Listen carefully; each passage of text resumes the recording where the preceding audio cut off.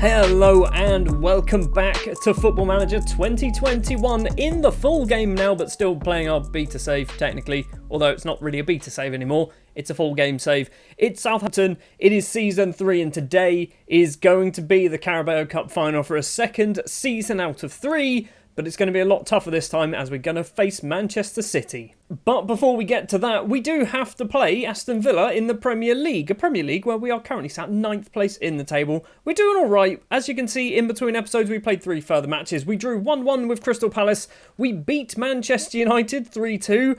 We went extremely defensive when we took the lead after that Danny Ings penalty. St Maximin scored after 28 seconds as well. James Ward-Prowse also getting on the score sheet with an absolutely cracking free kick. And then we beat Crystal Palace thanks to Harvey Barnes scoring his first goal for the club and Hamza Chowdhury scoring as well in the 84th minute. I think actually both of those two players got their first goals for the club. So yeah, currently sat 9th place in the table, but because I assume the World Cup and our Carabao Cup run, we've got a lot of fixtures in hand. We have 3 matches in hand over 7th place Leeds, 2 over most of the top 4, 1 over Bournemouth who are just ahead of us. So if we win, let's say 2 of our 3 games in hand, we might find ourselves back in sort of European contention again, which is going to be pretty good. To be fair, we're only, 3 points behind Leeds. If we win 1 of our games in hand, we've got a better goal difference, we'll move up to 7th. Without further ado then, let's jump in to the first match of the episode. 15th place Aston Villa will be our opponents. We should be able to beat them. It'd be nice to actually kind of do really well in between now and the Manchester City game. Keep this run going, and then we can go into the final with a bit of confidence. The starting lineup then for the Villa game will be Livakovic in goal. It will be a back four of Callum Chambers, who will be making just his second appearance for the club in his second spell at the club, I guess. Bednarek and Soyuncu will be alongside Big Bad Barry Rogers as that left back. I could have played Kolasinac. I probably should play Kolasinac, but I want to play Big Bad Barry Rogers, okay? Ward-Prowse, Oxlade-Chamberlain and Kamara will be the midfield triangle with St Maximin, Djenepo and Danny Ings as our strikers. A player who's kind of gone missing this season, and I haven't mentioned him really, is Ryan Gravenberch. He has been injured since the 5th of November. We are now on the 11th of February. I've just had a bit of news saying that he is back, ready to go, full training. I'm not risking him anytime soon because he's really, really good. But when you look at his form, obviously he's missed so much football so far this season. I don't want to just drop him in at the deep end, basically.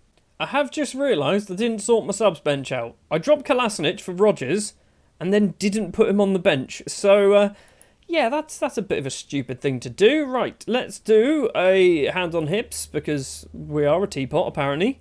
I expect to keep this run going. Nobody really cared. So, Aston Villa then, I think this is going to be... It's a winnable game. It's definitely a winnable game. I've noticed we struggle against sides who play a 4-4-2. Luckily, Villa don't play a 4-4-2. But obviously, the match engine has now changed because this is the full release. So there has been some changes. But I don't quite know what that is going to mean for our match. What that's going to mean for our squad. Are we just going to get battered all of a sudden? Or is it suddenly going to click and we're going to score like 15 goals? Or nothing could happen. That's the other option as well. And so far, that option seems to be the one that is winning. We are half an hour in against Villa. We've finally got a highlight. It's a corner. Harrison has gone over to take it. It's towards Konsa at the back post. McGinn is there. Ward-Prowse with a wicked clearance off the line. Djenepo plays it back for Aston Villa, though. I'm not sure why he played it back. Jones has the ball on the right-hand side. Chamberlain's in front of him. Steals the ball away. Now Moussa Djenepo can hopefully go the right way. The highlight ends before he can do anything. Well, we are fast approaching the half-time whistle. And it's been pretty much all Villa in terms of highlights. Jones with the ball crosses in. Livakovic comes out, holds on to that one. James is there. Is that James or is that James? Is that Rodriguez signing for Villa? I don't know. Ings doesn't get the ball. Harrison now has it for Villa. Forward to Curtis Jones, who I think might be on loan from Liverpool. Matty Cash on the right-hand side. Runs towards the penalty area. He's got someone in front of him. James is there. It's Dan James. It is the Manchester United man, or former, I guess. Maybe he's on loan, I don't know. We're 1-0 down against Villa, and we've deserved this. We've done pretty much nothing so far in this match. Does mean that they're going to get a shout at half-time. They've had 2 shots, and we've seen both of them. We've had 4, and we haven't seen any of our shots. So, yeah, I mean, the XG on that was pretty high, wasn't it? We're going to give them a hands on hips every time. I expect to see a much better performance in the second half. Soyuncu looked anxious. Okay, Barry Rogers is on a 6-5. I do forget that I'm playing Barry Rogers. Djenepo and Ings on 6-4s and 6-5s as well. That is a bit of a worry. Big bad Bazza with a throw early on in the second half. Genepo has the ball. Rogers is continuing his run to Ward-Prowse. Passes it first time to Kamara. Now Ings, we're passing it around really nicely in the middle. Barry Rogers with acres of space on that left-hand side. The fullback tries to cross it in, hits the first man. And now Curtis Jones can run down the right-hand side. Ward-Prowse is with him. Lunyov with lots and lots of space. We've gone over. I think it's Soyunchu's gone over. Ward-Prowse has gone over as well. Lunyov still has the ball. McGinn, edge of the area, kicks it straight into Oxlade-Chamberlain. Now Matty Cash. Aribo, the former Rangers man, I think. He played for Rangers. Dan James, the goal scorer, back to Aribo. In the middle of the pitch, they've gone back to Conser. This is a strange highlight because this all started with a Barry Rogers throw. Jack Harrison's one-on-one with the keeper.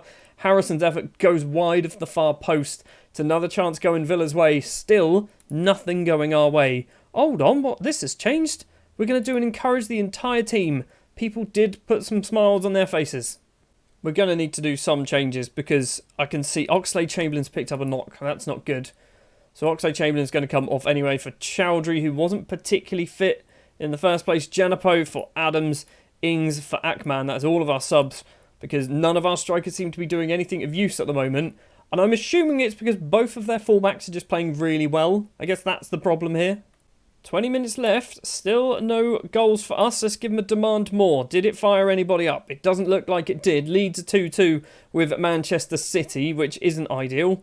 Because if we lose and Leeds get a point, then we are going to be 4 points behind a Europa League spot. Not that we really want one. It's going to be a defeat, isn't it? It is going to be a defeat. We're going to go attacking for the last 3 minutes. I feel like I did that a little bit too late. But hold on, Leeds have just won their game. They're 4-2 up. Barry Rogers' throw toward Prowse. Rogers again crosses it in. The Northern Irish International's cross doesn't find a blue Southampton shirt. And now Ferdy can run with the ball off to the left-hand side. We've got 4 minutes to play still. If we can get this clear... They've gone over the bar, right? So if we can get ourselves another chance, another highlight in the last few minutes, maybe it's coming from this Livakovic goal kick. Bednarek, he's going to run with the ball. There's still a point on the board here. We can get this point if we can find a goal. Chowdhury forward to St Maximin. We've not seen him all game into the penalty area. Needs some support. St Maximin's going it alone because he always does. And Alan St Maximin has just somehow tucked that in underneath the goalkeeper. It's 1-1. We are 2 minutes into injury time. We're going to go back to balanced. Maybe we can steal another. Maybe we can... I don't think we're going to win this one. We'll take a point. We will take a point from this. Run down the clock. It's better than a defeat. It is better than a defeat. We probably didn't deserve that. I'm reasonably happy, I guess. Reasonably happy is the way to put it.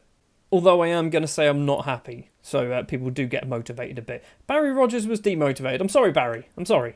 So the solitary point doesn't move us anywhere in the table. We stay in 9th place, 35 points now on the board. Manchester City losing against Leeds, 4-2 in the end, means Leeds go on to 40 points. It means they're slightly further away than we were originally expecting or anticipating. We've got to go forward now, play about 3 more matches, and then Carabao Cup final time. This isn't good. Oxlade-Chamberlain is out for 2 weeks. We've got a bit of a problem going on at the moment. Tanganga has the flu. We've also got Oxlade-Chamberlain now, as we can see, with pulled knee ligaments. Chilwell, as we know, is injured. Walker-Peters is currently injured as well. Will Smallbone has broken his leg. He's been out for quite a while. We've not missed him. We weren't going to play him anyway. So, 2 matches. We've got a warm-up against Manchester City in the league, and then another match against Everton. So, yeah, we are... I can't imagine we're going to get too many points from that. If we get 2 points from those 2 games, I'm thinking that's good. We'll be back on the 26th of February for the Carabao Cup Part 2. Well, we are back, and that was a bit of a surprise what's just happened. We drew with Manchester City, Danny Ings with 2 in this one, in a 2-2 draw, and then we battered Everton 6-0 away from home. Ben Godfrey with an own goal, Danny Ings with 2, Hamza Chowdhury with 2, and Moussa Genepo getting on the score sheet. I don't know what happened. I assume they were just awful. They must have just been really, really bad. But yeah, we dominated them. And ironically, I said earlier on in this episode that we struggle against teams that play a 4-4-2, which is what Everton did. Basically, we just dominated their left-hand side. Rodriguez and Kenny getting a 5.9 each. We were just good. Hopefully we can do the same against Man City. Because of that undefeated 2 matches, we are 9th place in the table. We're still not really closing the gap because everyone else is playing at the same time as us and everyone else is also winning games around us, basically. So, yeah, we're not really moving up or down the table, but we're still in this fight. We're still in this fight for European football. Also, because of the Europa League and the Carabao Cup final, 7th place seems to have not got a Europa League spot anymore. So I guess we need to win the Carabao Cup if we definitely want that. I just want to double check to see whether we get it. Winners qualify for the Euro Cup 2 playoff. Euro Cup 2 play. Oh, I don't want to be in the Euro Cup 2. Come on then. Carabao Cup final time. The second time in 3 years. Can we put another trophy in the rather empty Southampton trophy cabinet, if I'm perfectly honest? We've got the FA Cup, we've got the Carabao Cup, we've got the Johnson's Paint Trophy. I don't think there's too much other stuff in there. So maybe we can get another Carabao Cup. We've got to beat Manchester City, who we've played twice this season and haven't lost to. We haven't beaten them either, but we haven't lost to them. The starting lineup then for the Carabao Cup final will be Livakovic, Chambers, Soyuncu, Salisu and Tanganga will be our back four. It's not a strong back four, is it? It really is not. Obviously, Chambers, who's in on loan from Wolves, hasn't played a lot of football for us, but he's in because Kyle Walker-Peters is not quite ready to return from his injury. Tanganga is in. He's come back from the flu, I think, or a cold, but he's only keeping Chilwell out because Chilwell isn't match fit either. He's available to play, but he's not match fit. It's going to be Chowdhury, Ward-Prowse and Oxlade-Chamberlain in the middle of the pitch. Again, Oxlade-Chamberlain, not particularly fit, can only play 75 minutes. St. Maximin, Genepo and Ings will be our front three in this one. And it annoys me because Kolasinac, Rodgers, even Easton Hughes, Harvey Barnes, all of them are cup-tied. Gravenberch is injured again. Mady Kamara is injured. Walker-Peters and Chilwell both not quite fit enough to play. We've not got the strongest side available, but we're just going to have to give it our best shot. So, as it is a cup final, we're going to try and do a decent enough team talk. Hands together. Let's do a hands together. I mean, they've said, if we carry on... Actually, you know what? No gesture. If we carry on, trophy will be ours. Ings is motivated. Chowdhury, Tanganga all motivated. Gareth Bale was already motivated. I think that's because I put him on the bench. Lewis McCourt. Well, Stuart, the big game is finally upon us. Can you win the Carabao Cup today? I hope so. Do you think Livakovic will be... how important? Very. I need him to perform. Of course I do. Nice, quick introduction there. Pop myself down in the right-hand corner. I've noticed somebody who's playing for Manchester City who I was not expecting. And no, it's not Memphis Depay. It's Alexander Schlager, the goalkeeper who we sold to Borussia Dortmund in January last season, is in goal for Manchester City. I don't know how he's managed to find his way back to England, let alone to a club of Manchester City's ability. Laporte's throw to Sterling across to Phil Foden. It makes a bit of space for himself, blasts it into the back of the net. 3 minutes 25 seconds on the clock, we're 1-0 down. I don't think we're winning the Carabao Cup.